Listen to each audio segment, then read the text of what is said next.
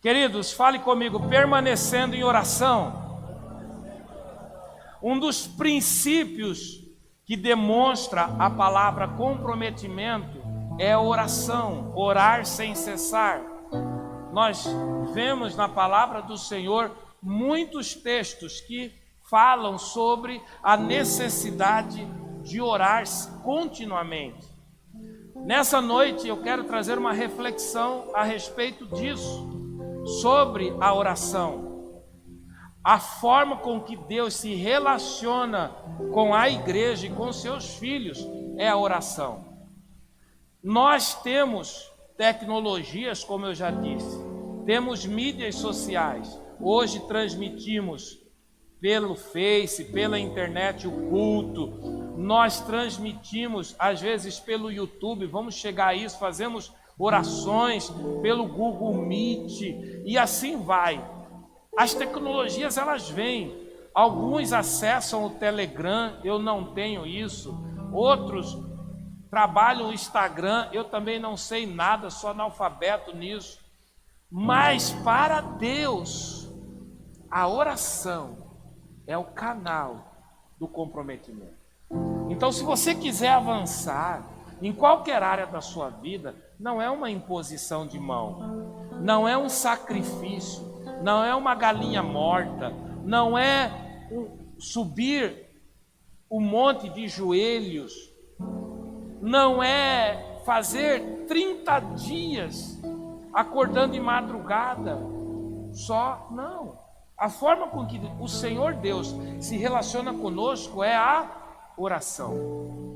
Nós temos exemplos claros disso, e é por isso que, pela graça do Senhor, nesse ano nós temos orado muito, temos resgatado a igreja primitiva, a igreja de Atos dos Apóstolos, e temos resgatado a igreja primitiva do Guaicurus, do início, que orava bastante, orava pelas madrugadas. Então, quem está atento tem orado. Ah, pastor, mas o bom é ir à igreja. Vem à igreja, querido. Se você quiser vir ao templo, em vez de você assistir, participar do Google Meet, vem na igreja, acessa o Google Meet e faz a sua oração. Mas quando for na igreja, a gente vem. O importante é nós orarmos. O importante é nós termos essa conexão, essa ligação direta. E aí nós temos como melhor exemplo Jesus. Jesus orava muito. Segundo diz os estudiosos, no primeiro período Jesus orava de 3 a 4 horas só pela manhã, desde a hora que acordava. E aí ele trabalhava o dia inteiro.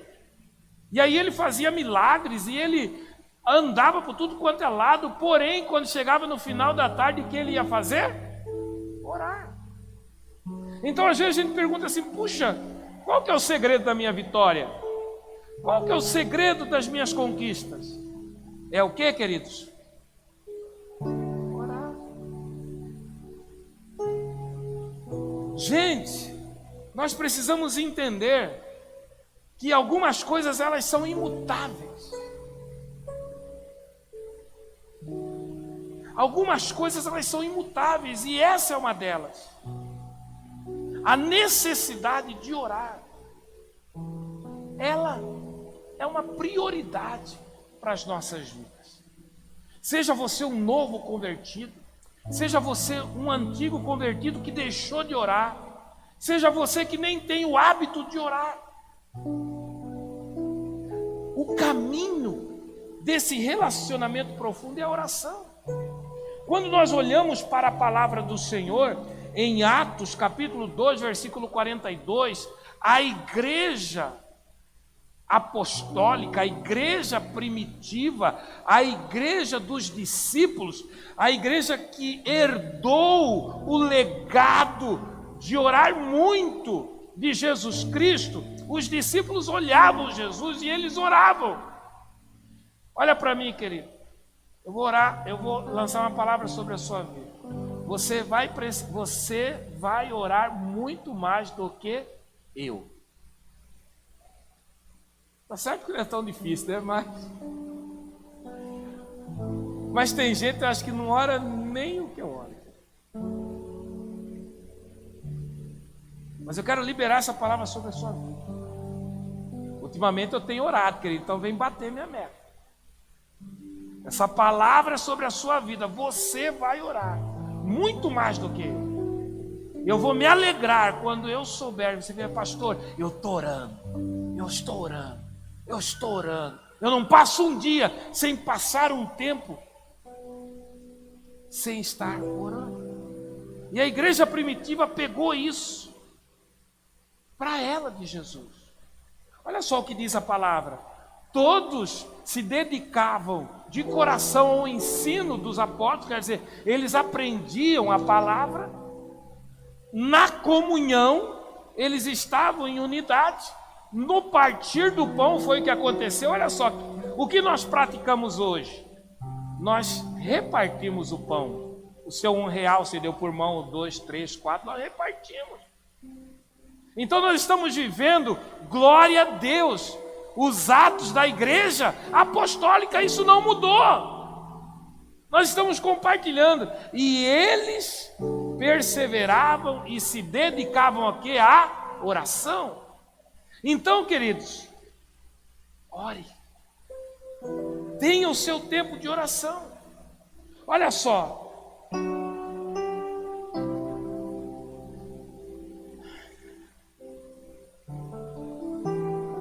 Para colher os mesmos resultados da igreja primitiva, precisamos praticar os mesmos princípios que ela.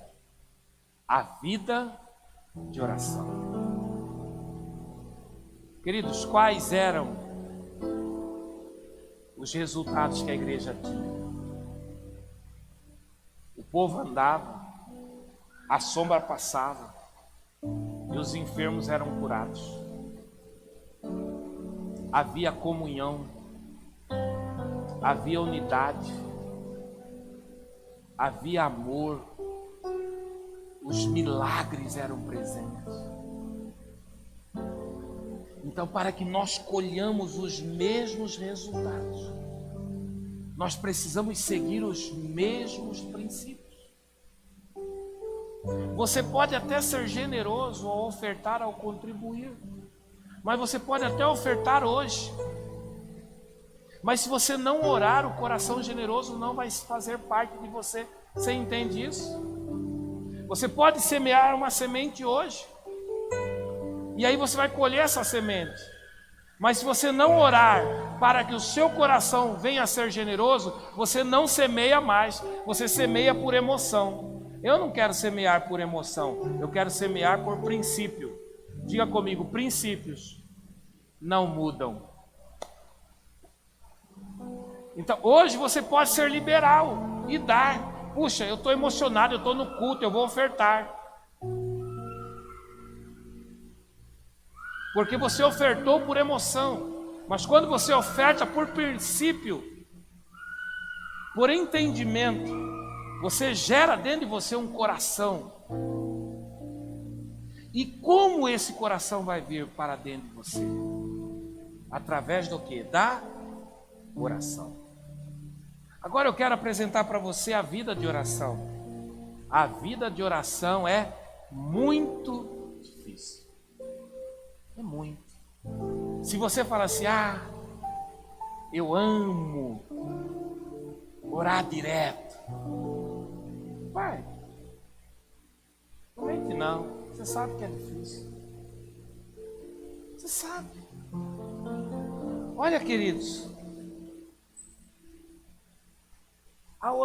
Orar é muito difícil. Aparecem causas que são legítimas e acabam distraindo a nossa mente e tirando isso que é um projeto de Deus. Analise a sua vida. Quanto tempo você ora? Se nós entendemos que a oração é uma demonstração de comprometimento, nós estamos falando de comprometimento. Então orar, você fala não. Quando nós falamos eu sou comprometido, e se você não ora, você demonstra uma área da sua vida que você não é comprometido. Então quando você fala assim, eu sou comprometido com o Senhor, você vai manifestar isso também através da oração.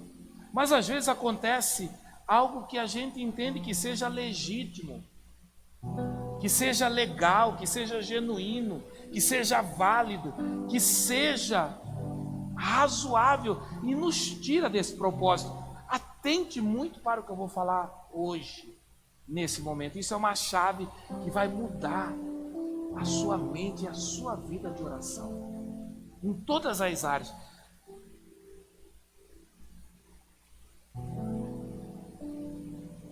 Hebreus capítulo 12, versículo 2 diz assim: conservemos os nossos olhos fixos em Jesus.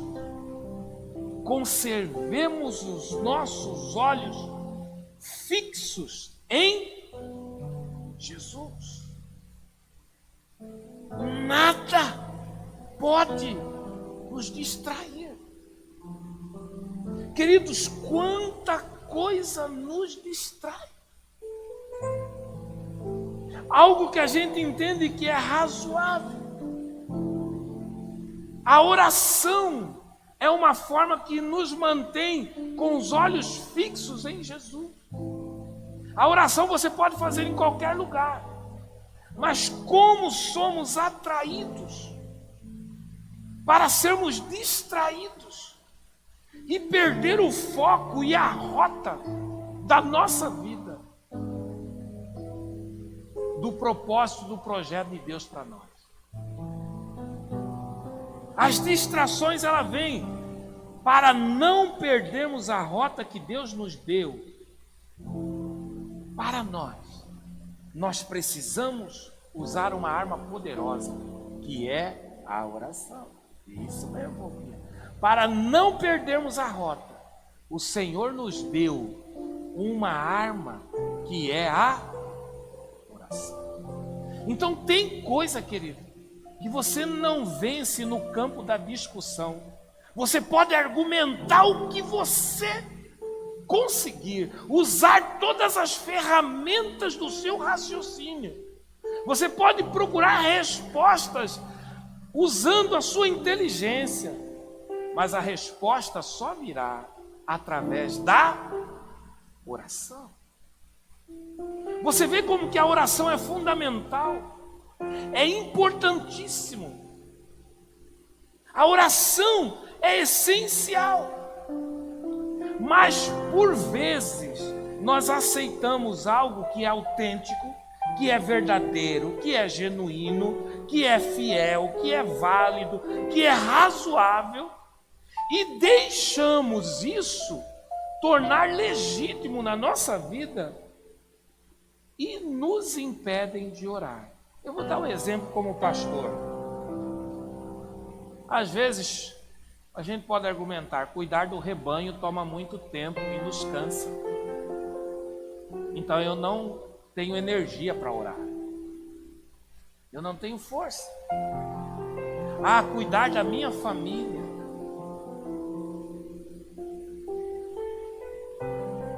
Eu não tenho tempo para orar, eu tenho que trabalhar. Vamos falar no campo da igreja. Puxa, eu tenho que estudar muito. Eu tenho que trabalhar. Eu tenho as minhas necessidades diárias. Olha só, querido, não é isso que a gente tem como pensamento? Não é isso que você tem como pensamento? Quando a pessoa diz isso, ela está totalmente fora da rota, do propósito. E às vezes ela luta com as suas forças para conseguir alcançar algo, e ela não vai alcançar, porque ela só irá alcançar uma resposta por meio da oração.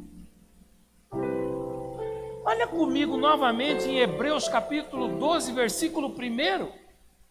Gente, a palavra do Senhor ela é clara, e Deus está trazendo para nós nessa noite uma palavra de direcionamento, não uma palavra de um Deus da graça, mas uma palavra do Senhor Deus. Aquele que tem o Senhor como Deus, tem Ele como governo, como comando, como aquele que ordena sobre as nossas vidas e que nos direciona e que nos mostra como nós precisamos ser comprometidos.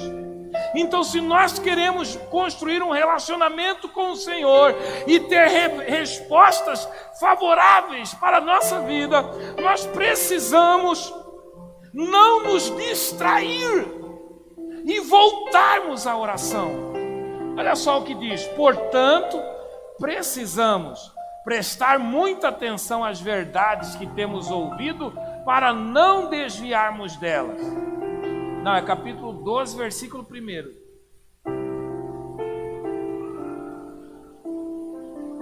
Portanto, olha só, olha como esse texto é atual.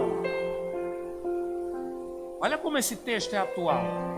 Portanto, uma vez que estamos rodeados de tão grandes testemunhas, livremo-nos de todo o peso que nos torna vagarosos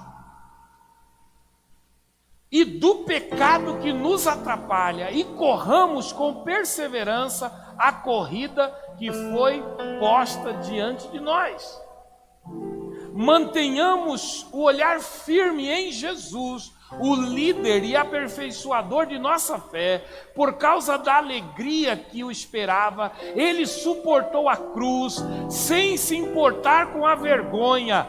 Agora ele está sentado no lugar de honra à direita do trono de Deus. Queridos, quantas coisas nos chamam a atenção. Para e pensa. Quantas coisas têm tirado a sua atenção, têm distraído o seu foco. Eu não estou falando apenas como um pastor que quer a sua presença num culto. Eu estou falando como um pastor que quer que os seus olhos estejam voltados para Deus, para que você tenha uma cultura de oração, para que você tenha uma vida de oração, independente se você vem quarta ou domingo, ou vem toda semana, que você tenha uma vida contínua de oração. Essa é a chave. Eu não quero apenas apagar fogos, incêndios. Às vezes o pastor tem que ficar apagando incêndio, apaga aqui, apaga ali. Agora, se a igreja se movesse em oração, coisas pequenas que distraem, às vezes a gente gasta tanta energia em coisa tão mesquinha. Por quê? Porque falta o quê? Orar. Porque quando a gente ora, a gente traz o reino de Deus para dentro de nós.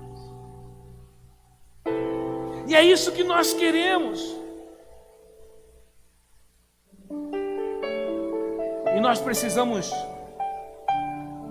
ter atenção para que nós não tornamos essas coisas legítimas uma distração para a nossa perseverança na oração. Olha só, querido, a distração é o nosso maior inimigo, pois começamos a fazer coisas boas, porém não sendo a vontade de Deus. Trabalhar é bom, irmãos? Sim ou não? Trabalhar muito é bom? Trabalhar exageradamente é bom? Só trabalhar é bom? Trabalhar orando é bom? Trabalhar sem orar é bom? Trazer a comida para sua casa é bom? Ter dinheiro para você comprar a roupa é bom? Comer e ter roupa para vestir orando é bom? Eu estou fazendo os paralelos. Comer e vestir sem orar é bom?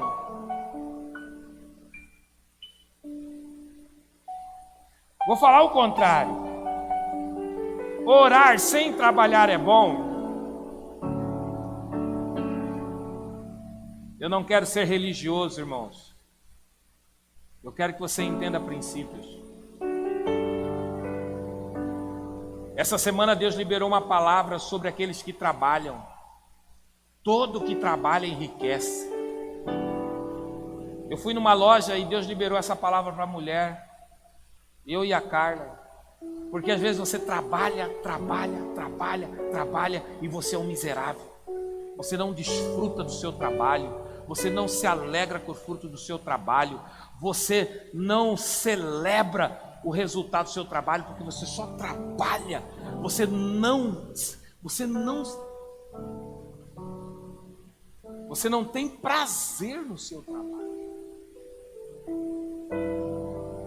Mas Provérbios diz que aquele que trabalha, ele enriquece, ele prospera. Então, se você trabalha, você vai receber o resultado do seu trabalho, concomitantemente quando você ora. Olha que chaves poderosas, queridos, que o Senhor está nos dando. Sabe por quê? Porque trabalho sem oração leva você a acreditar que aquilo que você faz é que traz o benefício para você. Trabalho sem comunhão demonstra que você tem o controle da sua vida e não Deus. Aí Deus fala assim: olha, louco, essa noite você vai morrer, porque vão pedir a sua alma. Eu vou dizer mais uma vez: quantas pessoas vocês vão esperar que morram? De seus amigos, da sua família, para que você entenda que o controle da sua vida e os dias seus, eles não são determinados por você, mas eles são determinados pelo Senhor Deus. Então faça o que o Senhor quer que você faça.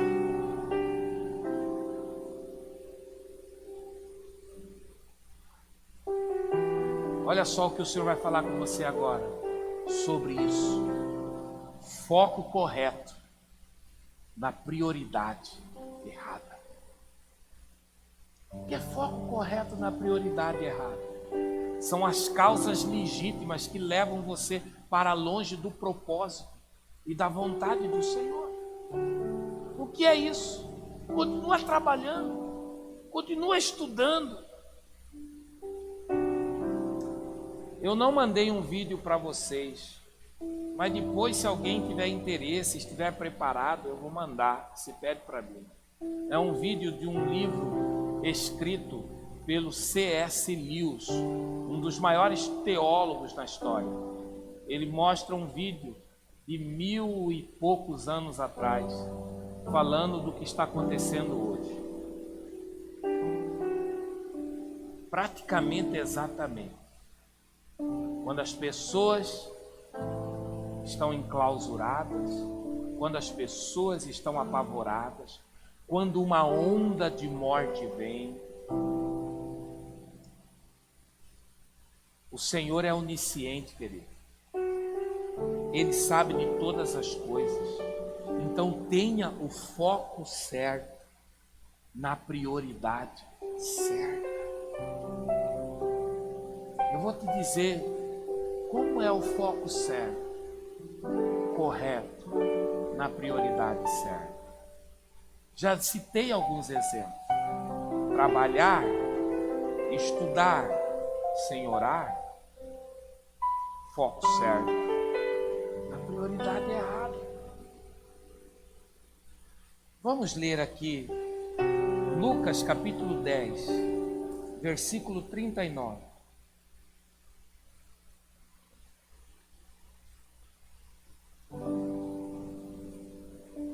Maria, sua irmã Maria, nós vamos ler até o 42, olha só.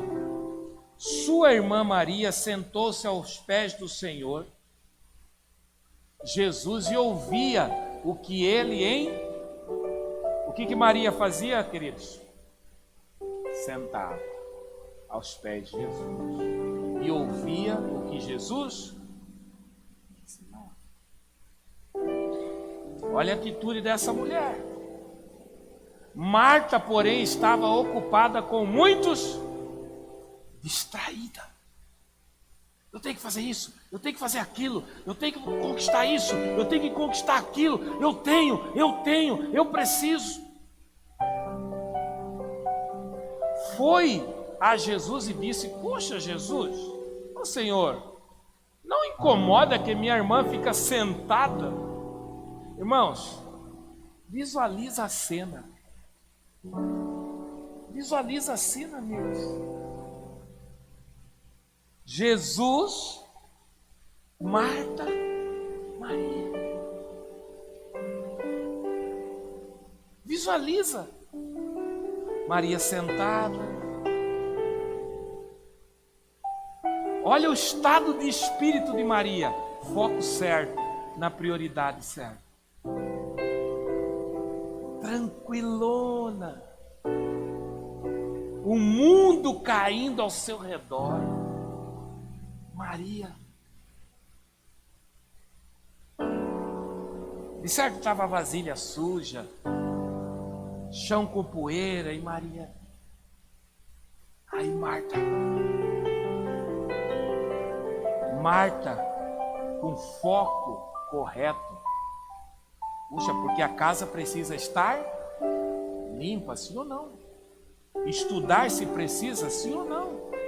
Trabalhar se precisa, sim ou não? Mas a prioridade era errada, porque Jesus estava na casa. E aí ela, indignada, totalmente fora da rota. Será que você está na rota certa? Marta estava completamente louquinha, confusa, fora da rota, perdidinha nas prioridades dela. Poxa, Jesus, o senhor está vendo? Não te incomoda? Maria fica sentada enquanto eu faço todo o trabalho? Fala para ela me ajudar, por favor. Mas o Senhor respondeu: Marta, Marta, você se preocupa, não andeis inquietos. Você está desesperado, sabe por quê? Porque você não está orando. Você está preocupado, é porque você não está orando. Lancemos sobre Deus toda a nossa ansiedade, porque Ele tem cuidado de nós. Você, volta lá, meu amor. Você se preocupa, está inquieta com todos esses detalhes. Ei, o Senhor está falando, você está muito inquieto. Você está muito preocupado. Há uns anos atrás, querido, não podia quebrar nada em casa. Eu não podia ter um gasto extra que eu já ficava... Queridos, Deus muda a nossa realidade. Falei, Senhor, eu não vou ficar refém dessa inquietude, dessa preocupação. Não quero mais isso. O Senhor é aquele que nos prospera. Chega de inquietude. Apenas uma coisa é necessária. Quanto a Maria, ela fez a escolha certa, e ninguém tomará dela isso. O que eu disse, querido? Foco correto, na prioridade correta. Aquele era o momento, querido. Aquele era o momento de se conectar. Ela estava se dedicando. Alinhe o seu foco na prioridade certa. O vídeo está aí, né? Eu vou passar um vídeo que eu mandei para vocês, mas eu acredito que muitos não assistiram. Porque quando eu olho na linha de transmissão, muitos não abrem e nem chegam o vídeo. Como eu já falei, o Zap ele bloqueia. Mas eu vou te mostrar, querido, algo que eu tenho aprendido e eu quero ensinar para vocês. Então Maria, querido, tinha o foco certo, na prioridade certa. Então nós estamos falando de orar. Nós estamos falando de orar. Agora, quem gosta de série de Netflix, levanta a mão. Levanta a mão. Quem gosta de um bom filme, levanta a mão. Quem gosta de um bom jogo de futebol, levanta a mão. Quem fica com sono em 90 minutos do jogo do Flamengo? Ninguém. Não fica com sono. Você não fica. Quando você assiste uma série, você maratona uma série, você fica com sono? Não. Quando você assiste um filme inteiro, você fica com sono? A sua alma, ei, olha só, a sua alma, estou falando de alma, porque quando você vai orar, você vai matar a sua alma, a sua carne. Então você está ali, ó, de boa, a sua alma não fala assim, ó, você nem vontade de ir ao banheiro você sente, porque você está tão focado ali. Agora experimenta parar 5 minutos para você orar.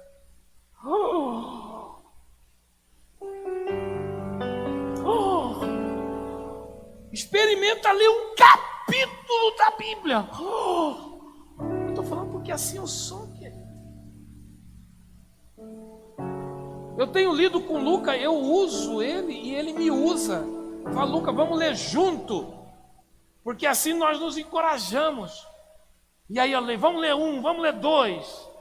E glória a Deus, nós estamos lendo 2 livros da Bíblia ao mesmo tempo. Queridos, mas quando a gente está lá... Sabe por quê, querido? Porque a alma, presta bem atenção, ela grita. A sua alma grita. E aí ela quer te distrair. Aí você pega o celular, aí você vai cuidar do neném, aí você vai lavar uma vasilha, aí você vai passar um pano, aí você vai pentear o cabelo, aí você vai, e aí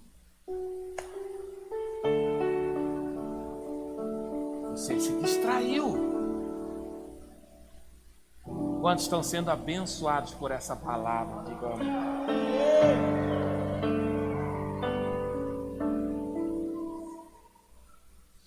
Queridos, essas são distrações que vão te levar para fora da rota de Deus para a sua vida.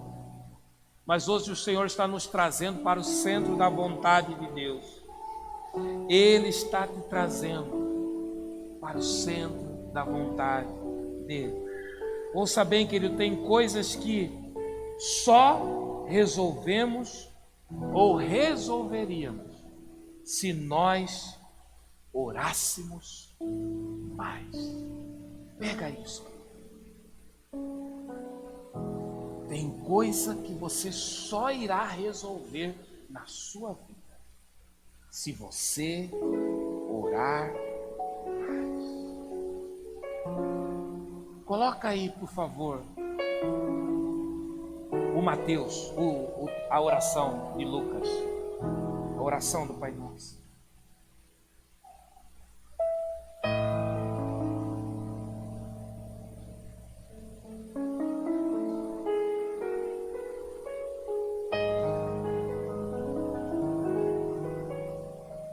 Não se distraia.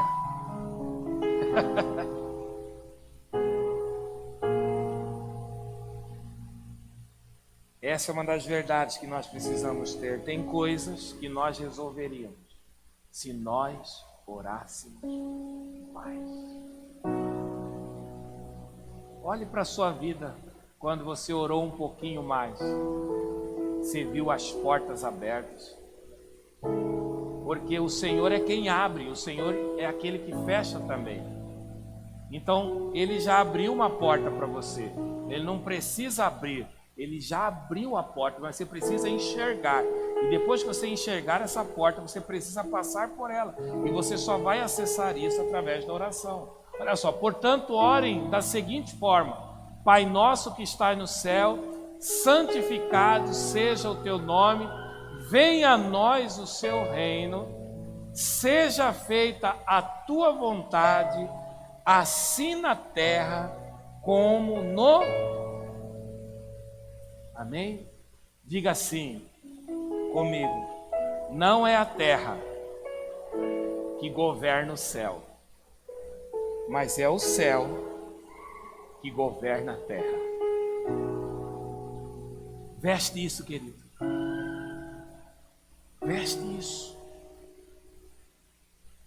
Essa é a palavra sobre a sua vida. Não é a terra que manda no céu. Quem determina a sua vida não são as situações de fora.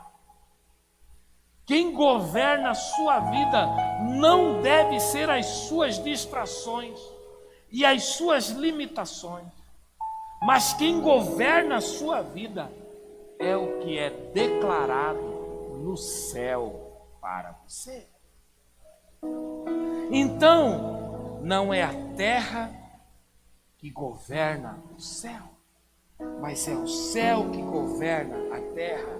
É o Senhor Deus que nos governa e não nós.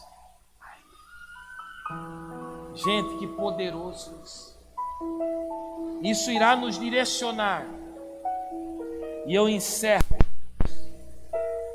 encorajando você a voltar para a sua origem. E qual a sua origem? De onde você veio? De quem você é filho? Da onde você veio? De quem você é filho? Você não é resultado de uma gravidez indesejada. Você não é resultado de um aborto que não se concretizou. Você não é resultado de uma família destruída. Você nasceu da vontade de Deus. Deus projetou você. Deus pensou em você. Então, se você estiver sendo guiado pela sua história, hoje você vai deixar isso de lado e você vai ser guiado pela sua origem. Se guie pela sua origem e não pela sua história. Você é filho do Deus vivo. Você está assentado no trono da glória em Cristo Jesus, o Senhor. Quem te governa é o céu e não as circunstâncias. Então, nessa hora, queridos, você vai aplicar em alguma área da sua vida essas verdades que você recebeu, esses alimentos. Você vai parar e você vai pensar: aonde? Aonde eu preciso aplicar essa verdade? Aonde eu preciso ter o foco certo, na prioridade certa? Aonde eu preciso voltar à minha origem e deixar a minha história? Eu nasci pobre, eu vou morrer pobre. Eu sempre começo um projeto e não termino esse projeto. A minha vida sempre foi assim. A minha família era desse jeito, eu herdei isso. Irmãos, não é a sua história que determina, mas é a sua origem. Você nasceu de Deus, e o que o Senhor Deus tem para você é muito maior do que você já viveu até hoje. Mantenha a sua prioridade, mantenha o seu comprometimento. Inicie amanhã um tempo de oração e de jejum que você nunca fez na sua vida. Faça jejum segunda, quarta e sexta. Faça jejum no domingo. Venha para o culto em jejum. Faça parte das orações. Leia sequer um versículo. Aliás, um versículo é muito sem vergonha, né, irmão? Vamos falar, um versículo é muito sem vergonha, né? Leia pelo menos uma história, um capítulo da Bíblia. Comece no mínimo por aí, né?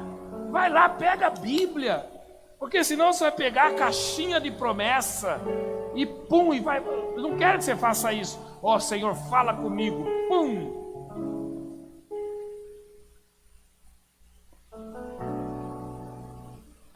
e Judas se enforcou.